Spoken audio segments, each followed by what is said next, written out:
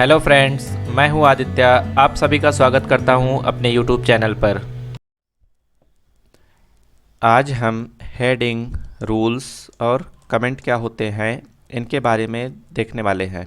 तो सबसे पहले हम हेडिंग देख लेते हैं। हेडिंग के लिए कौन सा टैग यूज़ किया जाता है। तो हेडिंग बेसिकली हम लोग जो है कोई भी हमारे पैराग्राफ या कोई भी टेबल या कोई भी इमेज अगर हम लगा रहे हैं तो वहाँ पे जो है हेडिंग टैग का यूज़ करते हैं। हेडिंग कब यूज़ किया जाता है? जब किसी चीज़ को बोल्ड या थोड़ा सा हाईलाइट दिखाना हो तब उसके लिए हेडिंग यूज़ करते हैं। तो यहाँ पे HTML में हेडिंग बनाने के लिए यहाँ पे H1 टैग से लेकर H6 टैग तक यूज़ करते हैं। कहने का मतलब कि अगर आप हेडिंग लार्जेस्ट बनाना चाहते हैं तो सबसे बड़ी हेडिंग बनाना चाहते हैं तो वहाँ पे H1 टैग यूज़ करेंगे, और सबसे छोटी अगर हेडिंग बनाना चाहते हैं तो उसके लिए H6 टैग यूज़ करेंगे।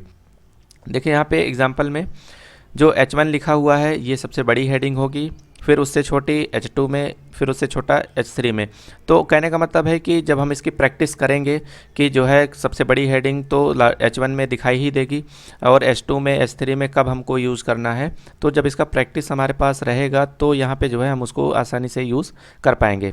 तो जैसे इसका जो आउटपुट आएगा ब्राउज़र पे, जो रिज़ल्ट दिखाई देगा वो क्या होगा, जो H1 में हमारा लिखा हुआ था हेडिंग वो सबसे बड़ा हेडिंग दिखाई दे रहा है, और उससे छोटा फिर ये H2 और H3 में। इस तरीके से यहाँ पे जो है हेडिंग वाइज हमारे देख रहे हैं। और जो यहाँ पे HTML में सबसे बड़ी हेडिंग है वो H1 है और सबसे छोटी H6 है। ना तो इससे ज़्यादा हम कोई और बढ़ा सकते हैं ना घटा सकते हैं। यानी कि आप अपने मर्ज़ी से सोचें कि हम H6 के बाद H7 भी यूज़ कर लें, H1 के बाद जो है और कुछ यूज़ कर लें, तो वहाँ पे वो वर्क नहीं करेगा। तो यहाँ पे जो चीज़ें डिफ़ाइन की गई हैं वो उतने ही प्रॉपरली वर्क करेंगी, इससे ज़्यादा नहीं होगा वहाँ पे। अब हम HTML रूल्स के बारे में देख लेते हैं कि रूल्स यानी कि जो हॉरिजॉन्टल लाइन होती है उसको क्रिएट करने के लिए यहाँ पे क्या टैग यूज़ किया जाता है। तो यहाँ पे जैसे लिखा हुआ है HR टैग, तो कभी भी अपने वेब पेज में हमको पैराग्राफ के नीचे या कोई भी टेबल हमने बनाया उसके नीचे जो है एक हमको क्या करना है, हॉरिजॉन्टल लाइन, जैसे आप लोग यहाँ पे देख पा रहे होंगे ये लाइन खींची हुई है। तो ऐसे ही पूरे पेज में हमको क्या करना है, अगर लाइंस खींचनी होती है तब उसके लिए हम यहाँ पे HR टैग यूज़ करते हैं। और ये जो हमारा HR टैग है ये क्या होता है, एम्पटी टैग होता है। अब जैसे हमने स्टार्टिंग में वीडियोस में बात किया था कि दो हमारे टैग होते हैं, एक एम्पटी टैग होता है, एक कंटेनर टैग होता है। तो जिनके हमारे जो टैग होते हैं अगर ओपनिंग और क्लोजिंग टैग दोनों होते हैं तो उनको बोलते हैं कंटेनर टैग। जैसे यहाँ पे जो है P टैग ओपन हो रहा है, फिर P टैग यहाँ पे क्लोज हो जा रहा है, तो इसको हम बोलेंगे कंटेनर टैग। और जो हमारे केवल ओपनिंग टैग ही होते हैं तो उसको हम क्या बोलते हैं, कंटेनर एम्पटी टैग। तो एम्पटी टैग का मतलब हो गया कि उसको क्लोज नहीं करना है। इसके एग्जाम्पल की बात करें यहाँ पे, तो जैसे ये पैराग्राफ के लिए एक P टैग यहाँ पे यूज़ किया गया और इसमें लाइन लिखी हुई है, फिर उसके बाद जस्ट क्या किया गया, HR टैग लगा दिया गया। तो जो ये पैराग्राफ या एक लाइन लिख के आएगी उसके नीचे जस्ट क्या होगा, ये HR टैग में एक हॉरिजॉन्टल रूल्स यहाँ पे बना होगा, यानी कि एक लाइन नीचे ड्रॉ रहेगी। फिर उसके बाद दूसरा यहाँ पे पैराग्राफ आता है तो उसके नीचे एक लाइन आएगी, फिर तीसरा पैराग्राफ, फिर उसके नीचे एक लाइन आएगी। तो इसका आइए आउटपुट देखते हैं, रिजल्ट ब्राउज़र में क्या दिखाई देगा किस तरीके से। तो यहाँ पे जो पैराग्राफ लिखा गया है, पैराग्राफ के बाद नीचे यहाँ पे क्या हो रहा है, एक लाइन आ रही है।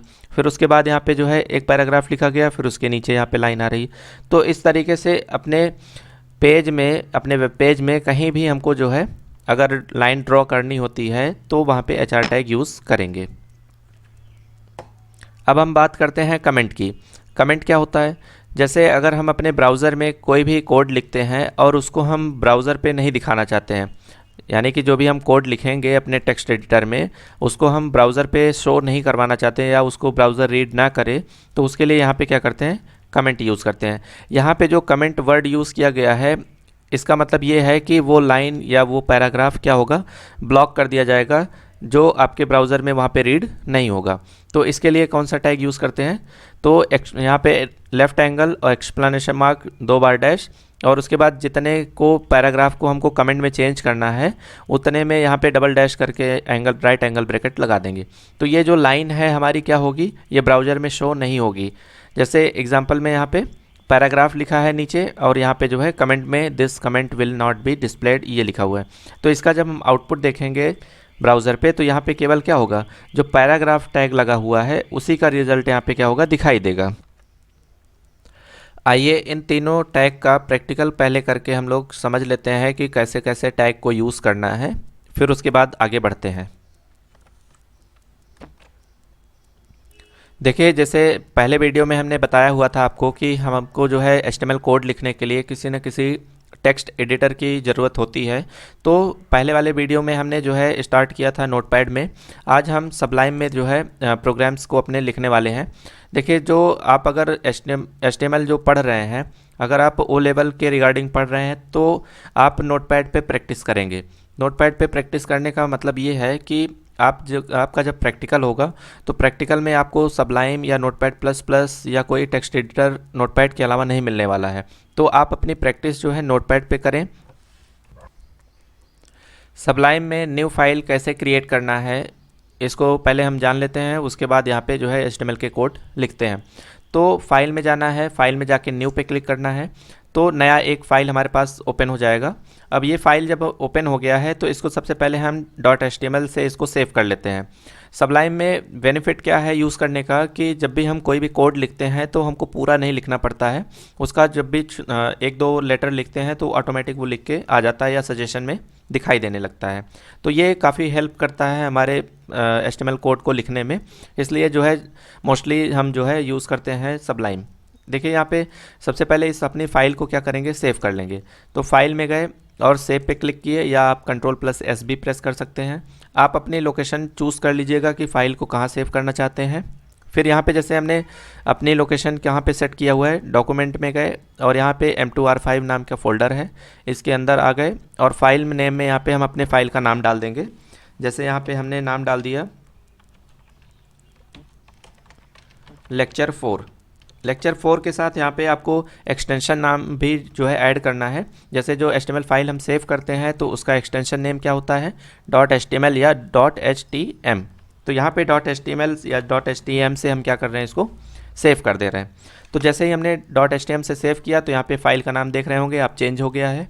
फिर यहाँ पे सबसे पहले जो हम कोड लिखते हैं उसका नाम क्या है, HTML। तो यहाँ पे जो है जैसे ही हमने HT लिखा तो यहाँ पे देख रहे होंगे आप लोग, यहाँ पे सजेशन में HTML, TH और थ्रेड करके यहाँ पे जो है 3 हमारे सजेशन वर्ड्स दिखाई दे रहे हैं। तो कहीं ना कहीं ये HTML में यूज़ होता है। तो जैसे अगर हम HTML पे अभी क्लिक कर देंगे तो यहाँ पे क्या होगा, एंटर किए जैसे, तो यहाँ पे देख रहे होंगे आप कि ऑटोमेटिक या doc type HTML head, title और मेटा टैग ये सारी चीज़ें यहाँ पे लग के आ गई हैं। तो जैसे जो टाइटल टैग यूज़ किया जाता है इसके बारे में हमने पिछले वीडियोस में डिस्कस किया हुआ है कि जब भी आपको कोई भी कंटेंट टाइटल बार में दिखाना होगा तब उसके लिए हम क्या यूज़ करेंगे, टाइटल टैग। तो जैसे यहाँ पे आज हम हेडिंग टैग पढ़ने वाले हैं, तो यहाँ पे जैसे हमने टाइटल रख दिया हेडिंग टैग, और उसके बाद यहाँ पे दूसरा टैग जो पढ़ने वाले हैं उसका नाम क्या है, HR टैग। तो यहाँ पे हमने लिख दिया HR टैग। और उसके बाद तीसरा जो टैग है वो है कमेंट, कि कमेंट हमको कैसे अप्लाई करना है अपने वेब पेज में। तो यहाँ पे हमने लिख दिया कमेंट। तो ये जो टाइटल टैग के अंदर हमने लिखा हुआ है ये कहाँ पे शो करेगा, आपका ब्राउज़र पे जो टैब होगा यानी कि टाइटल बार होगा वहाँ पे दिखाई देगा। जैसा कि हमने पिछले वीडियोस में डिस्कस किया हुआ था कि जब भी हमको कोई भी कंटेंट अपने ब्राउज़र में दिखाना होता है तो ये जो ब्राउज़र का बॉडी एरिया होता है ये यहीं पे हमारा कंटेंट क्या होता है, दिखाई देता है। तो इसीलिए हम यहाँ पे क्या किए हुए हैं, बॉडी टैग के अंदर यहाँ पे एक हमने हेडिंग बनाया हुआ है कंप्यूटर सॉफ्टवेयर के नाम से, और यहाँ पे जो है एक पैराग्राफ बनाया हुआ है। तो कहने का मतलब है कि सबसे पहले हेडिंग आएगी और उसके बाद एक पैराग्राफ यहाँ पे आएगा। तो आइए इसको हम जो है ब्राउज़र में रन करा के देखते हैं कि इसका रिज़ल्ट क्या आने वाला है। तो यहाँ पे जैसे ये पेज जो हमने बनाया हुआ है इसको हम क्या करेंगे, सबसे पहले सेव कर लेंगे। तो Ctrl+S प्रेस कर दीजिए आप, या जो है यहाँ पे फाइल में जाके सेव कर सकते हैं। फिर यहाँ पे क्या करना, अपने सबलाइम टेक्स्ट में राइट क्लिक करना है। राइट क्लिक करने के बाद यहाँ पे ओपन इन ब्राउज़र कर देना है। तो यहाँ पे जो इसका रिज़ल्ट है वो आप देख पा रहे होंगे कि यहाँ पे क्या हो रहा है। सबसे पहले कंप्यूटर सॉफ्टवेयर लिखा हुआ है, उसके बाद यहाँ पे एक लाइन का स्पेस है, फिर उसके बाद यहाँ पे पैराग्राफ लिखा हुआ है। तो ये जो कंप्यूटर सॉफ्टवेयर है ये सबसे बड़ी हेडिंग यानी कि H1 में हमने यूज़ किया हुआ है, और उसके बाद ये पैराग्राफ लिखा हुआ है। इसी तरीके से और भी हम हेडिंग्स बना सकते हैं और भी पैराग्राफ यहाँ पे क्या कर सकते हैं, बढ़ा सकते हैं। तो जैसे ये H1 से लेके हमने पैराग्राफ तक इसको कॉपी कर लिया। कॉपी करने के बाद यहीं पे बॉडी टैग के अंदर ही इसको हम क्या करेंगे, पेस्ट कर देंगे। तो यहाँ पे जैसे ही पेस्ट किया तो ये H1 दो बार आ गया है। अब इसको हम क्या कर देते हैं, H1 वाले को हम यहाँ पे H2 कर देते हैं। H2 करने के बाद यहाँ पे जो क्लोजिंग टैग है इसको भी यहाँ पे क्या कर देते हैं, H2 कर देते हैं। देखिए जब भी आप कोई भी टैग ओपन करेंगे जो कंटेनर टैग्स हैं तो उसको हमको क्लोज भी करना है। यानी कि यहाँ पे हमने H2 ओपन किया तो H2 क्लोज कर दिया। फिर यहाँ पे हमने पैराग्राफ ओपन किया था तो पैराग्राफ जैसे ही कंप्लीट हो गया तो पैराग्राफ को भी हमने क्लोज कर दिया हुआ है। अब इसको जो है सेव कर लेंगे। सेव करने के बाद जैसे ही ब्राउज़र में अपने आएंगे और यहाँ पे देखिए ये रिफ़्रेश बटन या रीलोड बटन होती है, इस पर हम क्या करेंगे, क्लिक कर देंगे। तो देखेंगे आप यहाँ पे जो सबसे बड़ी वाली हेडिंग आ रही थी इसमें H1 टैग लगा हुआ था, और यहाँ पे जो दूसरी हेडिंग आ रही है इसमें हमने क्या यूज़ किया हुआ है, H2 टैग यूज़ किया हुआ है। तो इस तरीके से कहने का मतलब है कि जो सबसे बड़ी वाली हेडिंग होगी वो H1 में होगी और जो उससे छोटी होगी वो H2 में। ऐसे ही अगर हम यहाँ पे H4 या H5 यूज़ कर लें और H5 को हमने क्लोज़ कर दिया तो यहाँ पे ये जो हेडिंग है हमारी वो किस तरीके से दिखाई देगी, मतलब काफ़ी छोटी हो जाएगी। तो यहाँ पे रिफ़्रेश जैसे हमने किया, सेव करके सेव किया पहले, उसके बाद यहाँ पे रिफ़्रेश कर दिया, तो इस तरीके से जो हेडिंग है हमारी वो काफ़ी छोटी हो गई।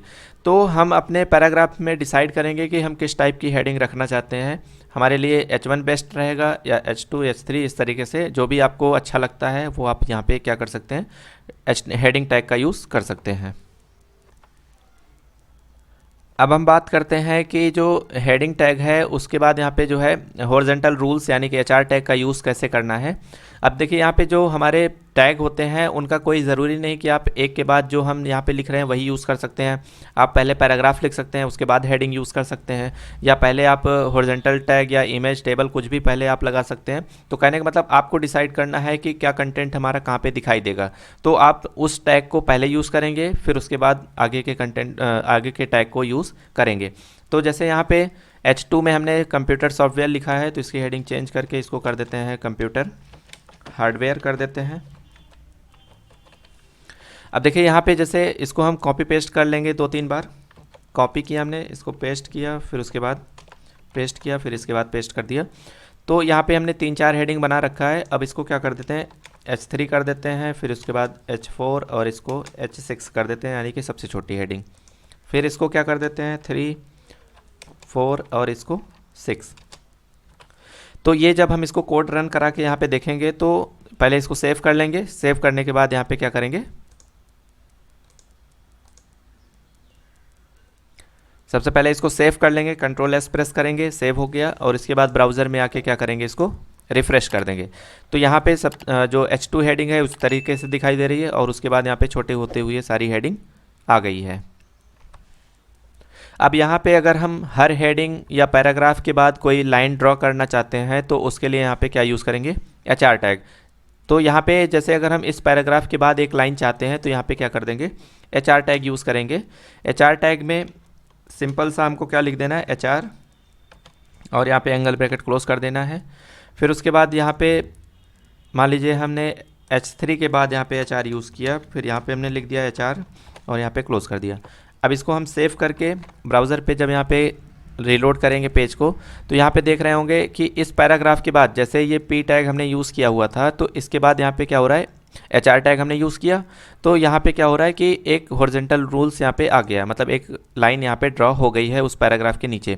फिर यहाँ पे 2 हेडिंग हमने छोड़ दिया, 2 हेडिंग छोड़ने के बाद फिर से हमने HR टैग यूज़ किया तो यहाँ पे फिर से एक लाइन यहाँ पे ड्रॉ हो गई। अगर हम चाहते हैं कि हर हेडिंग के बाद यहाँ पे एक लाइन आए तो यहाँ पे क्या करते, फिर हर लाइन के बाद यहाँ पे HR टैग यूज़ करते हैं। देखिए यहाँ पे जो ये सारे टैग हम यूज़ कर रहे हैं इनके सबके अलग अलग अपने एट्रीब्यूट होते हैं।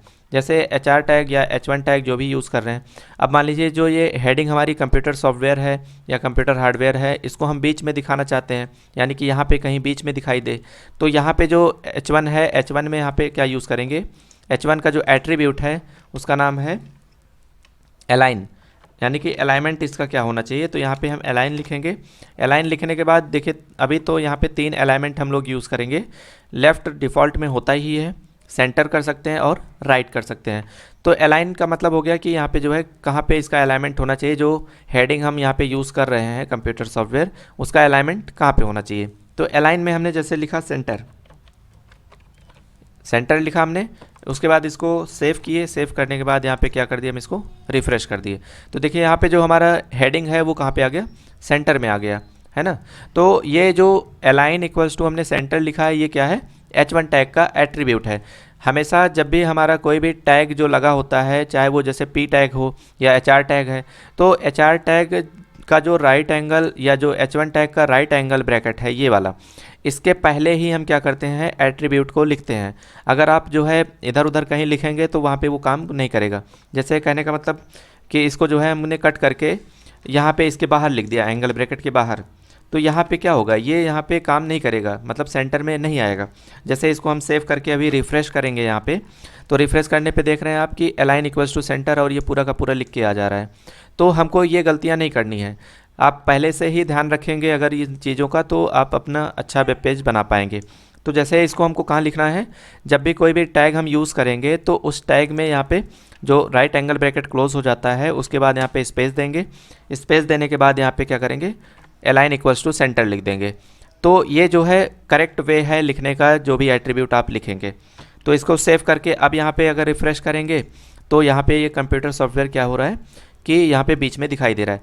देखिए आप मतलब जो भी चीज़ें हम बता रहे हैं इसको ध्यान से अगर आप यूज़ करेंगे तभी आपका प्रैक्टिकल वहाँ पे दिखाई देगा। तो जैसे अभी हम यहाँ पे जो भी चेंजेस कर रहे हैं तो इसको हम यहाँ पे सेव कर रहे हैं, Ctrl+S करके हम जैसे अगर मान लीजिए इस पैराग्राफ में ये लाइन हमने हटा दिया, तो इस वाली लाइन को जैसे हमने हटाया तो इसके बाद यहाँ पे पेज को रीलोड करेंगे तो यहाँ पे ये कोई भी चेंजेस नहीं हुआ। क्यों? क्योंकि हमने इसको सेव नहीं किया हुआ है। तो जितनी बार हम इसमें चेंज करेंगे अपने HTML पेज में, उतनी ही बार यहाँ पे क्या करेंगे, इसको सेव करेंगे। अब जैसे हमने यहाँ पे ये लाइन हटाया हुआ है तो इसको Ctrl+S हमने प्रेस करके इसको सेव कर दिया, या आप जाके यहाँ पे फाइल में जाके इसको क्या कर सकते हैं, सेव कर सकते हैं। तो जैसे ही सेव कर देंगे तो जो भी आप इसमें इस अपने HTML पेज में चेंजेस किए हुए हैं वो वहाँ पे फाइल में क्या होगा, सेव हो जाएगा। फिर यहाँ पे जैसे ही ब्राउज़र में आके रिफ़्रेश करेंगे तो यहाँ पे देखिए जो लाइन एक लिखी हुई थी यहाँ पे क्या हो गई, वो भी हट गई। तो जो चीज़ें हम यहाँ पे लिख रहे हैं उसको आप क्या करेंगे, बार बार सेव करते रहेंगे। सेव करने के बाद अपने पेज को यहाँ पे रीलोड करते रहेंगे, ठीक है। तभी यहाँ पे कंटेंट आपका क्या होगा, उस तरीके से दिखाई देगा। तो यहाँ पे हमने हेडिंग की बात कर ली, और हेडिंग टैग का जो एट्रीब्यूट है अलाइन, अलाइन में इक्वल्स टू हमने सेंटर लिखा। अब जैसे यहाँ पे यही जो कंटेंट हमारा जो अलाइन इक्वल्स टू सेंटर है एट्रीब्यूट, इसको हम कॉपी करके अपने H3 टैग में लगा देते हैं। तो यहाँ पे जैसे हमने H3 में अलाइन इक्वल्स टू सेंटर लिखा हुआ है, अब इसको हम क्या करते हैं, इसका अलाइन राइट कर देते हैं। तो यहाँ पे जो ये H3 हेडिंग है वो कहाँ पे दिखाई देगी, राइट में। तो H3 कहाँ पे है, जो HR टैग लगा हुआ है उसके जस्ट ऊपर, यानी कि ये जो है हॉरिजॉन्टल रूल्स, यानी कि एक लाइन ड्रॉ हुई है, इसके ऊपर वाली जो हेडिंग है ये कहाँ पे दिखाई देगी, राइट में। तो इसको सबसे पहले जैसे हमने चेंज किया, फिर इसको सेव करेंगे। सेव करने के बाद जैसे ही यहाँ पे हमने रिफ़्रेश किया इसको, तो देखिए यहाँ पे ये कंप्यूटर हेडिंग हार्डवेयर कहाँ पे आ गया, ये राइट में आ गया। तो कहने का मतलब है कि जो H3 है, H2 है, हेडिंग टैग जो भी हैं, तो उनमें हम सब में क्या कर सकते हैं, अलाइन इक्वल्स टू लेफ़्ट में तो हमारा डिफ़ॉल्ट में रहता ही है, क्योंकि ये जो लेफ़्ट में हेडिंग दिखाई दे रही है तो इसके लिए हम अगर लेफ़्ट लिखेंगे भी तो कोई उसका मतलब नहीं है। तो आप यहाँ पे क्या कर सकते हैं, इसको लेफ़्ट का जो डिफ़ॉल्ट में है उसको ना यूज़ करके सेंटर और राइट अगर यूज़ करेंगे तो यहाँ पे सेंटर में हमारा हेडिंग आ जाएगा, और यहाँ पे राइट में जो भी हेडिंग आप यूज़ कर रहे होंगे वो राइट में दिखाई देने लगेगी। तो इस तरीके से हम अभी आज जो है HTML में H1 टैग और यहाँ पे H2, H3 इस तरीके से जो हेडिंग टैग है उसको यूज़ किए, और यहाँ पे HR टैग यूज़ किया हुआ है हमने। आगे जो वीडियो आने वाली है उसमें हम HR टैग के एट्रीब्यूट और यहाँ पे जो है जो कमेंट होता है, कमेंट के बारे में डिटेल में डिस्कस करेंगे।